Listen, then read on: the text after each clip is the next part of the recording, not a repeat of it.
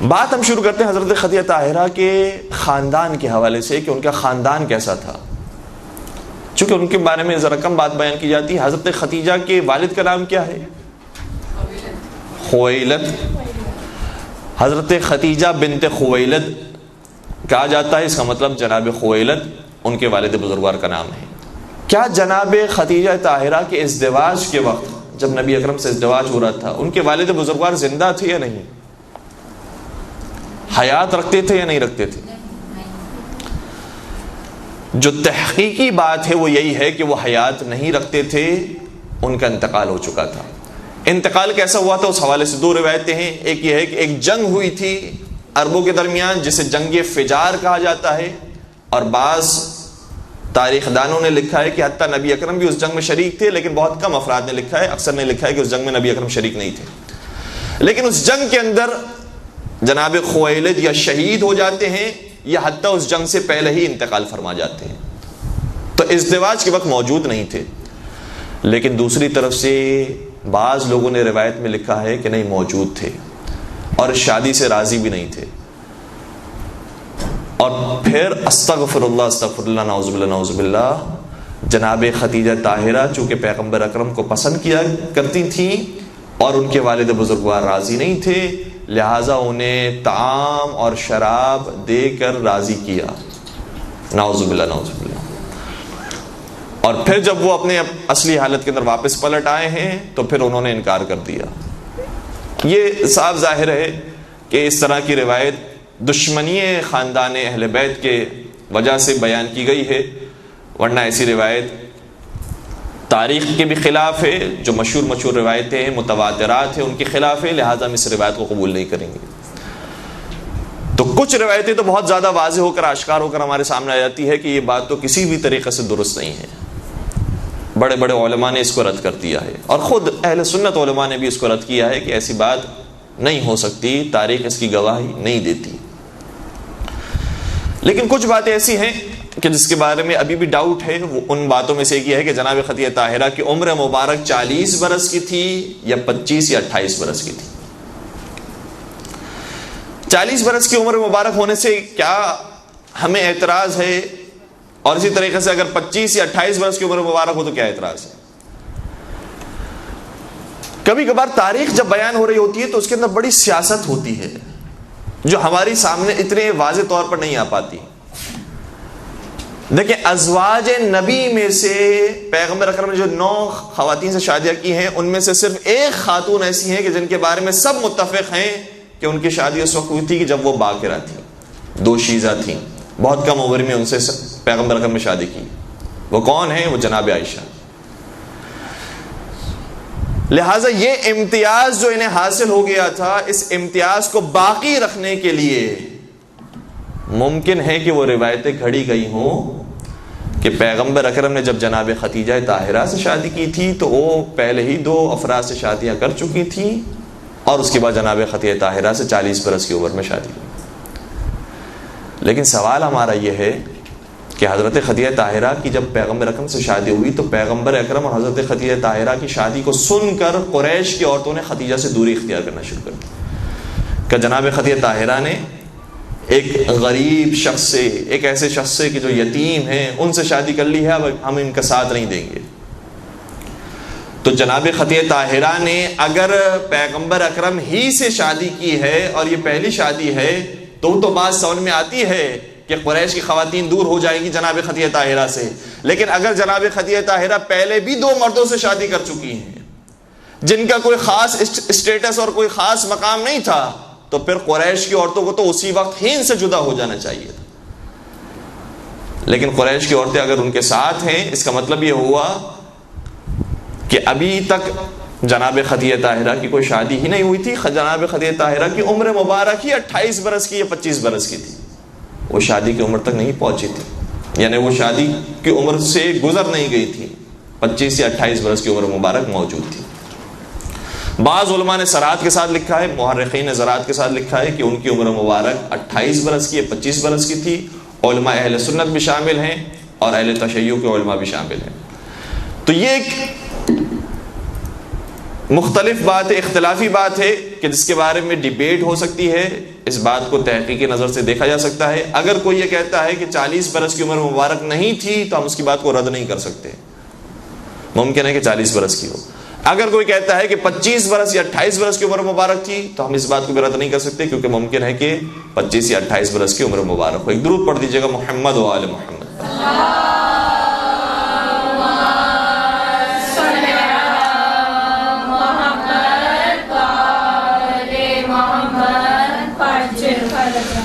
پھر جناب خدیجہ طاہرہ کے جو دادا اور ان کے جد ہیں جناب اسد، اچھا یہ جب اسد کا لفظ آتا ہے تو بعض لوگوں کے ذہن میں فوراً سے خیال آئے گا فاطمہ بنت اسد بھی تھیں، تو کہیں وہی اسد ان کے بھی دادا اور جد تو نہیں ہوتے ہیں؟ تو ایسی بات نہیں ہے۔ فاطمہ بنت اسد ان کے جو جد ہیں وہ اور ہیں، اور یہاں پر جو جناب اسد کی بات کی جا رہی ہے ان کے والد بزرگوار جناب عبد العزیٰ ان کا نام گرامی تھا۔ اور یہ جناب اسد وہ ہیں کہ جنہوں نے ایک اہم معاہدے کے اندر شرکت کی ہے، اور پیغمبر اکرم نے بھی اس معاہدے میں شرکت کی ہے، اور اس معاہدے کے بارے میں پیغمبر اکرم فخر محسوس کیا کرتے تھے کہ میں نے اس معاہدے میں شرکت کی ہے۔ اس معاہدے کا نام کیا ہے؟ اس معاہدے کو کہا جاتا ہے حلف الفضول۔ اس قسم میں اور اس معاہدے کے اندر بات یہ طے ہوئی تھی کہ جب ہم ایک دوسرے سے دشمنیاں کرتے ہیں، ایک دوسرے کے مردوں کو قتل کر دیتے ہیں، تو کبھی کبھار جو مظلوم ہوتا ہے اس کے پاس اتنے پیسے نہیں ہوتے کہ قصاص ادا کر سکے، دیت ادا کر سکے۔ تو اگر اس کے پاس دیت کے پیسے نہیں ہوں گے تو ہم سب مل کر اس مظلوم کا ساتھ دیں گے تاکہ وہ دیت کی رقم کو ادا کر سکے۔ تو اس معاہدے کے اندر چونکہ مظلومین کا ساتھ دیا جا رہا تھا، محرومین کا ساتھ دیا جا رہا تھا، اور ستم دیدہ افراد کا ساتھ دیا جا رہا تھا، لہٰذا پیغمبر اکرم بھی شامل تھے اور جناب خدیجہ طاہرہ کے جد امجد وہ بھی شامل تھے۔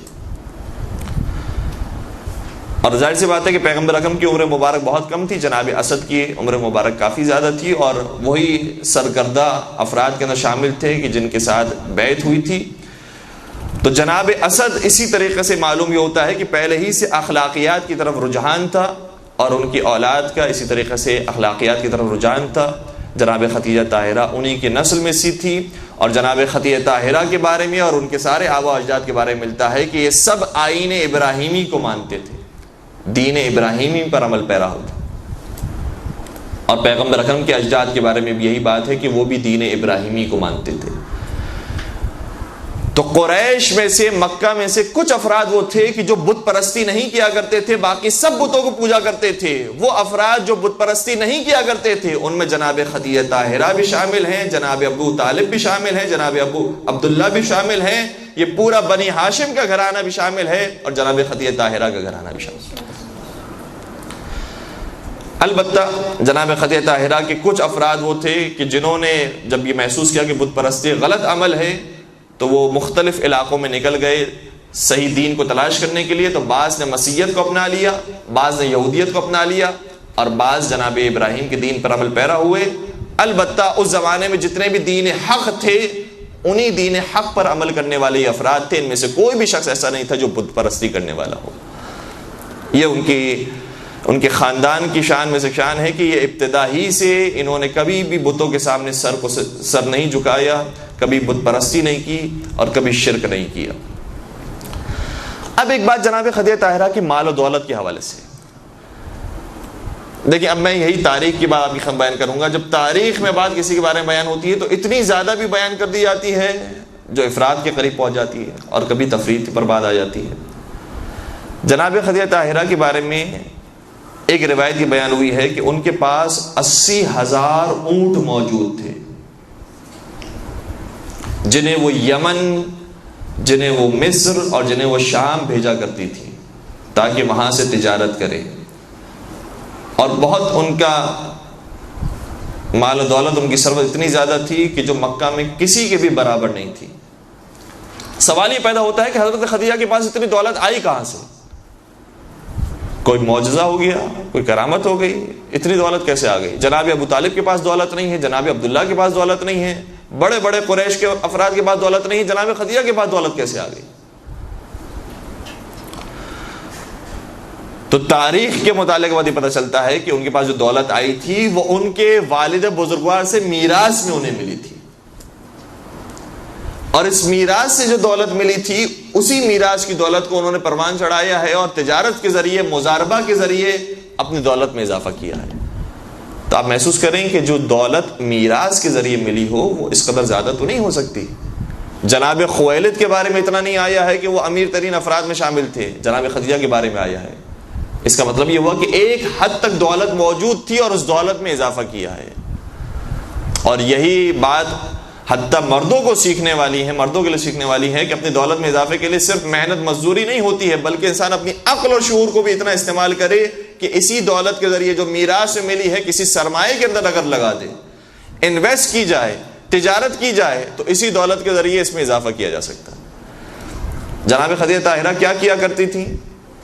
جو روایت کے اندر تحقیق سے بات سمجھ میں آتی ہے وہ یہ ہے کہ مختلف لوگوں سے رابطہ کر کے اور ان سے یہ کہا کرتی تھی کہ آپ اگر تجارتی کاروان لے کر جا رہے ہیں تو آپ کو جتنا فائدہ ہوگا اس فائدے کو ہم نصف کر لیں گے، اور آدھا فائدہ آپ رکھیے گا، آدھا فائدہ ہم۔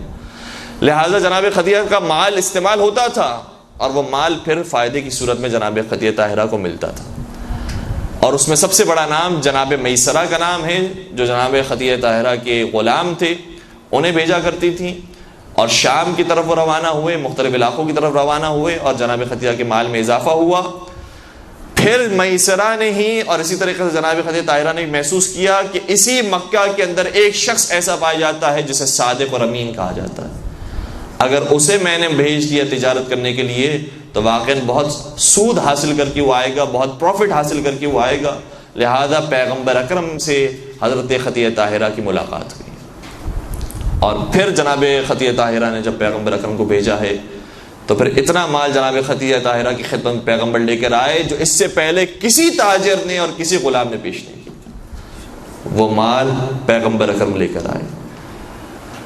اور اس کے بعد سے جناب خدیجہ طاہرہ کے دل میں احساس پیدا ہوا کہ پیغمبر اکرم واقعاً صادق اور امین ہے، جو انہوں نے کام کیے تھے ویسے ہی عمل کر کے دکھایا۔ اور پھر جناب میسرہ نے جو رپورٹ پیش کی ہے کہ یہ شخص جہاں جہاں گیا، میں نے دیکھا کہ گرمی کا وقت تھا، دھوپ کا وقت تھا، ہم سب پر تپش محسوس ہوتی تھی، لیکن میں نے کیا دیکھا کہ یہ جہاں جاتا ہے بادل اس کے ساتھ ساتھ چلتا ہے۔ میں نے کیا محسوس کیا کہ کچھ درختوں کے قریب سے جب یہ گزرا ہے تو پھر درختوں سے آواز آ رہی تھی سبحان اللہ والحمد للہ ولا الہ الا اللہ واللہ اکبر۔ تو یہ شخص کوئی معمولی ہستی نہیں ہے۔ لہذا جناب خدیجہ طاہرہ نے پھر پیشکش کی۔ اب بہت ساری باتیں ہیں کہ جو ہماری شادی سے بڑی ہٹ کر انجام پائی ہے، ہمارے رسم و رواج سے ہٹ کر انجام پائی ہے، اور میں آپ کی خدمت بیان کرنے کی کوشش بھی کروں گا اور اس کے بعد احمد تمام کر دوں گا کہ اس شادی کے اندر کچھ چیزیں ہیں کہ جو ہمارے رسم و رواج سے اور کچھ چیزیں ہیں کہ جو حتیٰ جاہلیت کے رسم و رواج سے ہی مختلف ہیں۔ سب سے پہلی بات یہی کہ جناب خدیجہ طاہرہ نے پیشکش کی۔ یہ بات ہمیں بتا رہی ہے کہ کبھی کبھار انسان اگر کسی کے اخلاق کو دیکھ لے، کسی کی دینداری کو دیکھ لے، کسی کے خوف خدا کو دیکھ لے، تو پھر اس بات کا انتظار نہ کرے کہ وہ پیشکش کرے۔ ممکن ہے کہ اگر انتظار کیا جائے تو پھر یہ بہترین رشتہ ہاتھوں سے چلا جائے، اور جو آج کل یہ ہو رہا ہے، بعض لوگ اتنا انتظار کرتے ہیں کہ ان کی بیٹیاں بڑی ہو گئی ہیں، بزرگ ہو گئی ہیں۔ اسی طریقے سے اگر لڑکوں کے اندر یہ بات پیدا ہو جائے اور اچھے رشتے ہاتھوں چلے جائیں تو بہتر یہ ہوتا ہے۔ جناب خدیجہ طاہرہ کی سیرت سے ہمیں درس ملا ہے کہ جب کوئی بہترین رشتہ نظر آئے تو پھر رشتہ مانگنے میں پہل کی جائے، چاہے وہ خاتون ہو چاہے وہ مرد ہو۔ البتہ طریقہ شائستگی کے ساتھ اپنایا جائے، جس طریقے سے جناب خدیجہ طاہرہ نے بھی اپنایا، اپنے چچا کو بھیجا اور پیغمبر کے چچا کے ذریعے بات ہوئی۔ جناب ورقہ ابن نوفل گئے ہیں اور سامنے سے جناب ابو طالب علیہ السلام آئے، اور اس طریقے سے رشتہ طے پایا ہے۔ دوسری بات یہ کہ جناب خدیجہ طاہرہ نے جس کا انتخاب کیا ہے وہ مال و دولت کے اعتبار سے بظاہر پست تھے، اور مال و دولت ان کے پاس موجود نہیں تھا۔ تو یہ بھی ہمیں ایک بہترین نقطے کی طرف اشارہ کیا ہے کہ اگر تم صاحب ثروت ہو، تم صاحب دولت ہو، تو صرف دولت مندوں کے اوپر نظر نہ ہو بلکہ صاحب کردار کے اوپر نظر ہو، صاحب اخلاق کے اوپر نظر ہو۔ تو جناب خدیجہ طاہرہ نے پیغمبر اکرم کا انتخاب فرمایا، جو بالکل اس معاشرے سے بھی ہٹ کرتا ہے، اور آج کے معاشرے میں بھی عام طور پہ یہی سوچا جاتا ہے. کسی نے بڑا خوبصورت جملہ کہا کہ کسی غریب کا رشتہ کسی کے پاس آیا، کہنے لگا کہ باقی سب باتیں تو ٹھیک ہیں لیکن یہ بیچارہ غریب ہے، تو میں رشتہ جو ہے وہ ان کو نہیں دے سکتا اپنی بیٹی کا. تھوڑے دنوں کے بعد کسی امیر آدمی کا رشتہ آیا، لیکن وہ بڑا بد اخلاق تھا، بے دین تھا، شرابی تھا. جب وہ رشتہ آیا تو فوراً سے قبول کر لیا. تو کہا کہ بھائی تم تو دیندار کو دینے والے تھے، یہ تو بے دین ہے، شرابی ہے. کہا انشاءاللہ خدا اس کی اصلاح فرمائے گا. تو جب دین کا معاملہ آتا ہے تو کہتے ہیں انشاءاللہ پروردگار اصلاح فرمائے گا. دولت کے معاملے میں بھی یہی کہنا چاہیے کہ انشاءاللہ پروردگار اس کے مال میں رزق دے گا اور اسے دولت عطا فرمائے گا. اور جناب خدیجہ طاہرہ نے وہی کام کیا کہ دین کی خاطر، اخلاق کی خاطر جس چیز کے لیے قدم آگے بڑھایا تھا. کتنے ہی رشتے ایسے تھے جو اس زمانے میں بڑے بڑے امیروں کے رشتے تھے، لیکن اگر ان سے جناب خدیجہ طاہرہ کی شادی ہوئی ہوتی تو آج جناب خدیجہ کا کوئی نام لیوا بھی نہیں ہوتا. لیکن جناب خدیجہ نے چونکہ اخلاق کو دیکھا ہے، دینداری کو دیکھا ہے، لہذا آج ہر ایک جناب خدیجہ طاہرہ کو سلام پیش کرتا ہے. تو یہ دوسری بات جو بڑی مختلف انداز سے ہوئی. تیسری بات یہ کہ جب مہر دینے کا وقت آیا، ایک روایت یہ ہے، بہار الانوار کے اندر یہ روایت موجود ہے کہ قریش والے بھی موجود تھے، اور قریش کے اندر پیغمبر کے سگے چچا کا نام ہے ابو لہب، جس کے اوپر لعنت بھیجی گئی ہے قرآن کریم کے اندر، تبت یدا ابی لہب وتب. ابو لہب پیغمبر کے سگے چچا کا نام ہے. ابو لہب بھی موجود ہے. بعض روایتیں کہتی ہیں ابو جہل بھی موجود تھا، اس نے جملہ کہا ہے، بعض کے مطابق ابو لہب نے جملہ کہا کہ جب یہ رشتہ طے ہو رہا تھا اور مہر کی بات آئی تو جناب خدیجہ طاہرہ نے پیغام بھجوایا کہ مہر ہم اپنا خود ادا کریں گے، پیغمبر کو ہم زحمت نہیں دیں گے. یعنی اس کا مطلب یہ ہوا کہ جو مہر میں نے بیان کیا ہے وہ مہر میں ہدیے کے طور پر پیغمبر کو دے دوں گی، پیغمبر مجھے وہی ہدیہ واپس کر دیں گے. تو جیسے یہ بات طے ہوئی، جناب ابو طالب نے بات قبول کر لی. کہا جیسے آپ مناسب سمجھے یہ بات ہم نے قبول کر لی. تو پھر ابو لہب کھڑا ہو گیا اور کہا اے ابو طالب تجھے کیا ہو گیا ہے کہ ہم پر اب یہ وقت آ گیا ہے کہ ہمارے مردوں کا مہر عورتیں ادا کریں گی. تو جناب ابو طالب نے کتنا خوبصورت جواب دیا کہ اے ابو لہب، اگر مرد تیرے جیسے ہوں تو عورتیں تیرا کم مہر بھی ادا کرنے کو تیار نہیں ہوتی، اور اگر مرد محمد عربی جیسا ہو تو عورت کے پاس جتنا کچھ مال و دولت ہو سب ان پر نچھاور کرنے کے لیے تیار ہو جاتی. تو نے بات کی ہے ٹھیک، وہ اپنے لحاظ سے ٹھیک کی ہے، لیکن محمد عربی کو دیکھو، ان کے لیے جناب خدیجہ سب کچھ دینے کے لیے تیار ہیں. تو یہ تیسری بات یہ کہ مہر عام طور پر خاتون زیادہ سے زیادہ رکھنے کی کوشش کرتی ہیں کہ خدا نہ خاصہ طلاق کے وقت اگر کوئی مسئلہ پیش آئے تو کم از کم مہر کی رقم مل جائے. جناب خدیجہ طاہرہ نے نہ صرف یہ کہ مہر نہیں رکھا، کہا کہ یہ جو سب کچھ ہے وہ بھی آپ کو میں دینے کے لیے تیار ہوں. یہ بات بڑی مختلف نظر آتی ہے.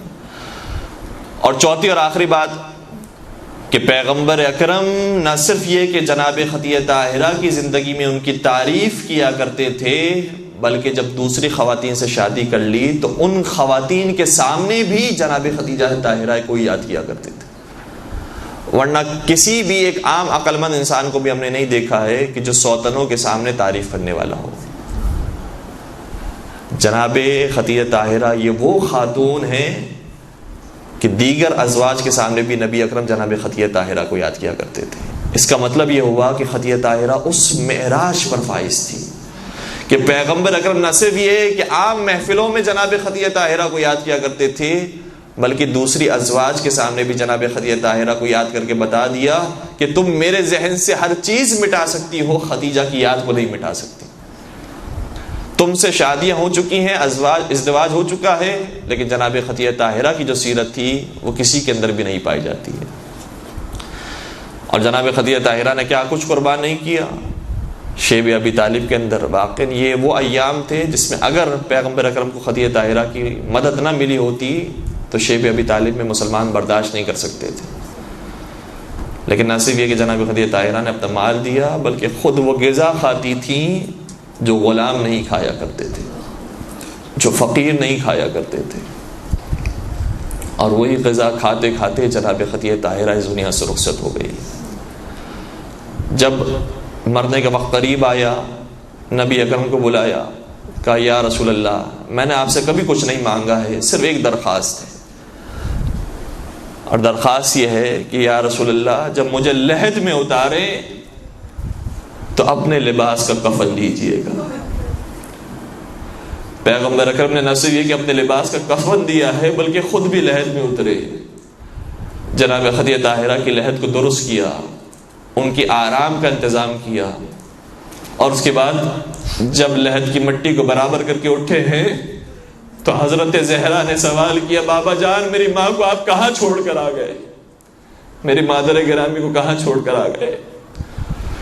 بڑی مظلوم ہے جناب خدیجہ طاہرہ اور بڑی مظلومہ ہے جناب زہرا، لیکن میں دونوں خواتین سے ہاتھ جوڑ کر عرض کروں گا کہ ابھی آپ کے خاندان پر مصائب کا آغاز ہوا ہے۔ اے خدیجہ طاہرہ آپ نے فرمایا کہ مجھے کفن دے تو اپنے لباس کا کفن دے، ایک وقت وہ آئے گا جب آپ کی اولاد میں ہی ایک غریب کربلا پیدا ہوگا جو آپ کو کفن مانگنے پر کفن مل گیا وہ 3 دن تک بے کفن رہے گا۔ اجرکم علی اللہ، اجرکم علی اللہ۔ اور آپ اس دنیا سے رخصت ہوئی تو گھاس پھوس کھا کر، آپ رخصت ہوئی تو زہریلی جڑی بوٹی کھا کر، لیکن ایک وقت وہ آئے گا جب آپ ہی کی اولاد کو 3 دن کا بھوکا رکھا جائے گا، 3 دن کا بھوکا شہید کیا جائے گا۔ اور اے ام الائمہ، اے حضرت زہرا، آج آپ اپنی ماں کی جدائی کو برداشت نہ کر سکی، سوال کرنے لگی بابا جان بتائیے میری ماں کو کہاں چھوڑ کر آ گئے؟ ایک وقت وہ آئے گا جب سکینہ زلجنہ سے سوال کرے گی اے زلجنہ میرے بابا تیرے پشت پر تھے، انہیں کہاں چھوڑ کر آ گیا؟ اور جب زلجنہ اپنے لہو کو نشان اب پیش کرے گا کہ یہ لہو میرا لہو نہیں ہے، تیرے بابا کا لہو ہے جو میں پیش کر رہا ہوں، تو ایک سوال یہ ننھی سی سکینہ کریں گی اے رہ سوار، اے گھڑ سوار، یہ مجھے بتا دے جب میرے بابا کو شہید کیا جا رہا تھا تو انہیں سیراب کیا گیا تھا یا پیاسا ہی ذبح کر دیا؟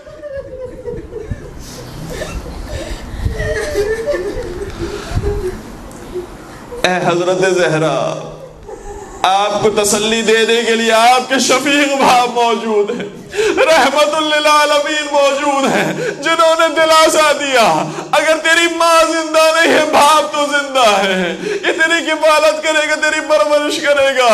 لیکن ہائے سکینہ، جب بابا کا سایہ سر سے رخصت ہوا انتظار کرتی رہی ہوں گی کیونکہ یتیم پرور گھرانے سے تعلق تھا، لیکن کیا دیکھا کوئی یتیم کے سر پر دست شفقت پھیرنے والا نہ آیا، درے لگانے